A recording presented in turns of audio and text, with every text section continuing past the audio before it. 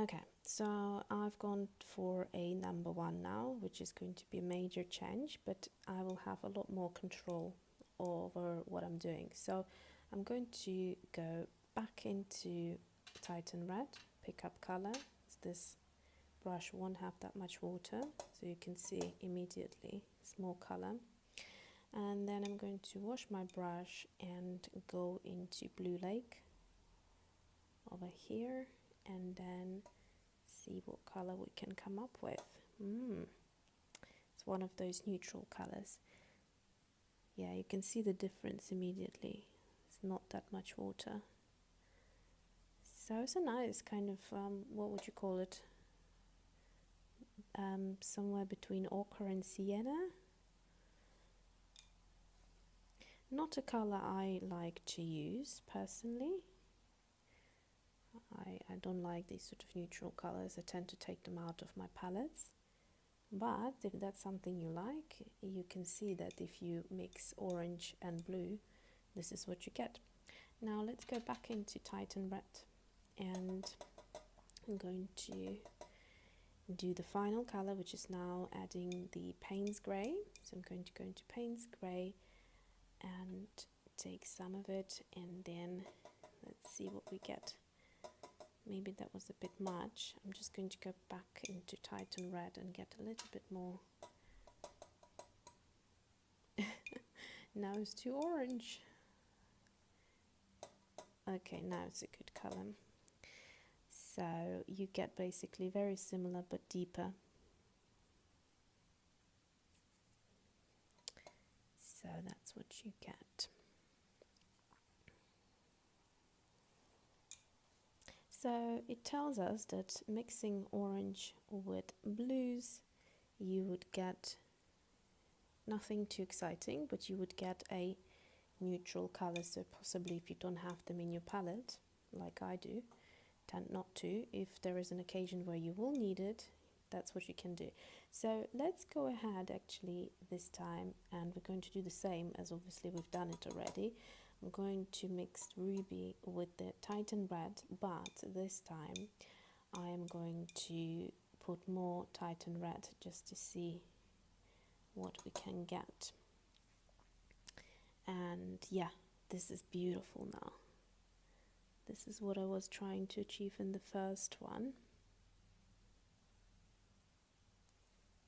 Gorgeous color. I mean, this is stunning color. Love it, absolutely love it. Look at that. Beautiful. Wow, I mean, I love this color. It's just gorgeous. Super vibrant. I mean, look how much more vibrant it is compared to the original Titan Red. So if you need to deepen it, mix it with Ruby. Or, not particularly Ruby, but basically if you need to deepen an orange, mix it with something similar to this deep pinkish color. Next, so next we should mix these two, Ruby and Blue Lake. So let's go ahead and do that. And this is going to give us a range of purples, or it should do. Let's see what we can get. So I'm going to wash out my brush, and I'm going to go pick out just not that much of the Blue Lake, because yeah, it tends to go to I'm going to add more Ruby here, and then once I do the same with the other one, with the Blue Lake, I'm going to go and add more of the Blue Lake just to get a variation. Oh, this is a nice color. Very nice. I don't have anything like that in my palette. Gorgeous. Oh my god. Don't you just love White Nights? I mean, they're just cheap as chips, and just are the most gorgeous watercolors for that price range, and it's just remarkable. I mean, look at this color. It's stunning. So by mixing these two, Ruby and Blue Lake, we get this. Gorgeous. So a lot better than orange with that color. Okay, now I'm going to go ahead, pick up some Ruby again, And I'm going to do the final one, which is Payne's Grey over here, and mix it in, and let's see what comes out. I like what came out, so I'm going to leave it at that. I'm not going to add anything else. Oop. Okay, so that gives us the same or similar color, but just warmer. It's quite interesting because obviously Payne Grey is very different to Blue Lake, but when you mix them like this, it seems to not really change it that much. So quite similar, just warmer tone. Kind of like a cherry color, really, I'd say. It's quite nice, actually. I like it a lot. Okay, so let's go back into Blue Lake now. Blue Lake, and going to try and maybe add a little bit of orange, the Titan red, and see what happens. Okay, that's going to be a different color, right? So look at that now. So I'm going. I added a little bit of orange to it, and we get a stunning color. Very beautiful. I'm doing it off the screen again. Some of you are not going to be happy with that, probably. But please be patient. As like I said, I'm on vacation and I'm trying still to do these videos. So I'm not really kind of trying to. I just want to share what I'm experiencing. So again, this is a stunning color. Very interesting, very deep. Compared to Payne's Grey, it's a lot deeper. It's got that sort of like a violet, but very dark violet. Stunning color. So doing exercises like this is very useful because you learn what you can mix. And unless you do it, no matter how many times you read about it, it's not going to be the same. So the next one is going to be Ruby.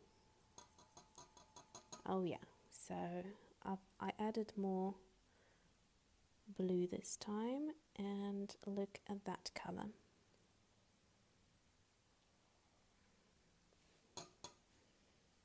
So once I'm going to add water, you're going to see what color this is. Can you see it's a deep kind of violet and purple.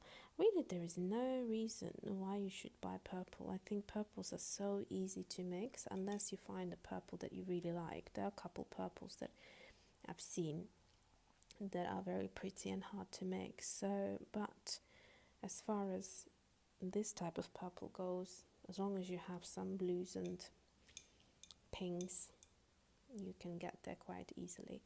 Okay, and finally let's try Blue Lake with Payne's Grey and see what we can get there. Okay, so that seems to deepen. That seems to be deepening the color quite a bit, and it doesn't make it muddy, it doesn't make it dirty, it just makes it beautiful.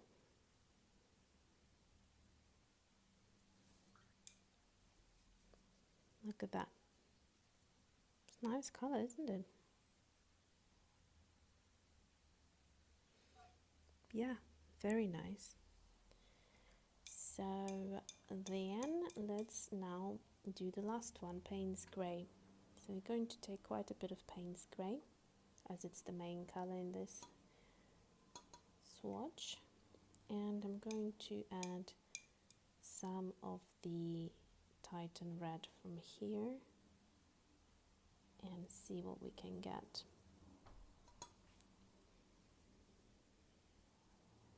So what we're getting here seems to be still Payne's Grey, but a lot warmer. So it kind of has neutralized the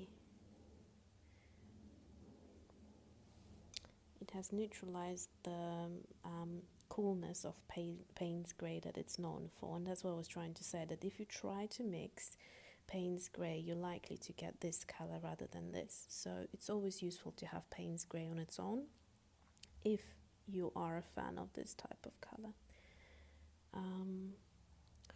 Okay, next we're going to go back into Payne's grey and load it on the brush, and then I'm going to use a bit of this color, Ruby. Now you see what Ruby does, it brings out the violet in Payne's grey. So because Payne's grey has PV5, it kind of highlights that, doesn't it? Beautiful.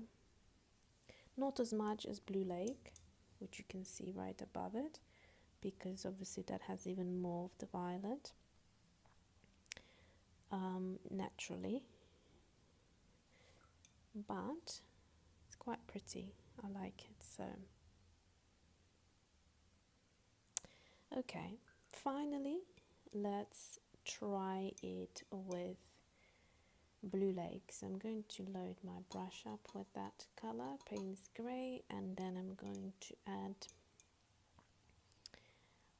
a bit of the thing, and I'm trying to make sure I don't have the same quantity as I did for the previous, for the Blue Lake and Payne's grey, because I don't want to have the same color. Okay, so I think I managed to get a different color, a deeper blue, it seems to me, so that's good.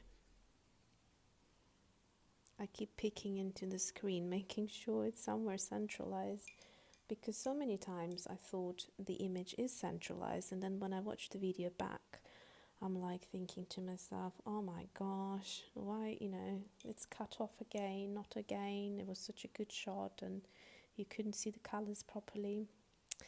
So don't worry, I worry as much as you do, or maybe more.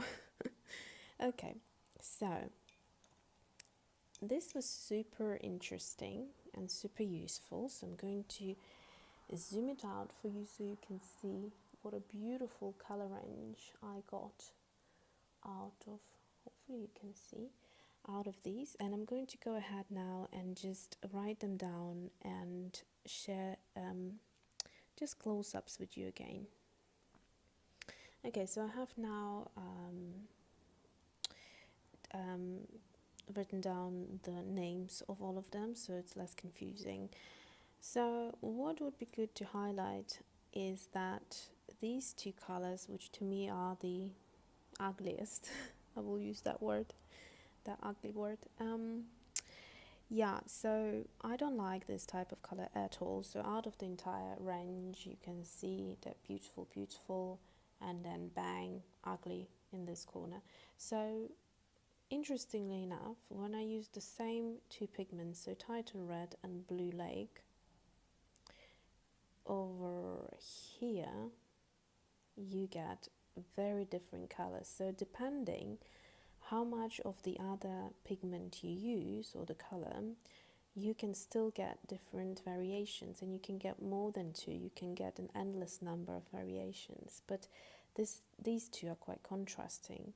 And then Titan Red with Payne's grey, if we find it here, it's this color. Again, very different. So yeah, where I predominantly used Payne's grey, Titan Red, you got more of this color, and then I think I just cut off what I was showing to you. So I was showing these two colors. So if I zoom out, so basically that's what I was saying, the difference here is major. If you use more of the Blue Lake or more of the blue and less of the orange, that's the color you get. More of the grey and less of the orange, that's the color you get. So I'm going to zoom in now, you can see what I mean.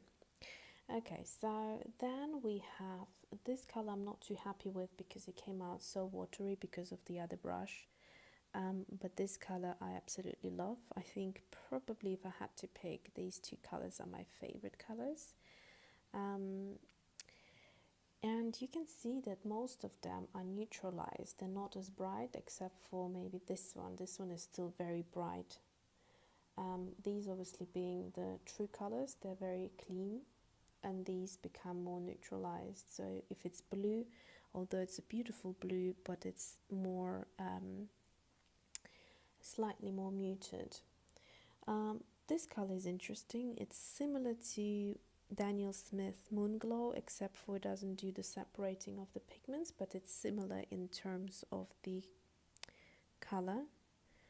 And what else should we say? I think the rest is pretty self-explanatory, so I'm just going to go ahead and zoom so that you can see the colors.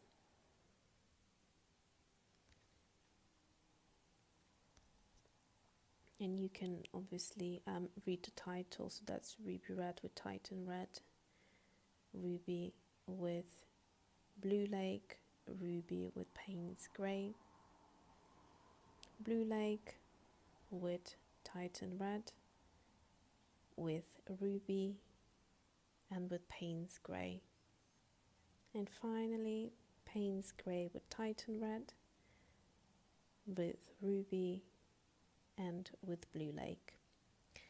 So I hope you found this video useful. Thanks for watching, and see you soon.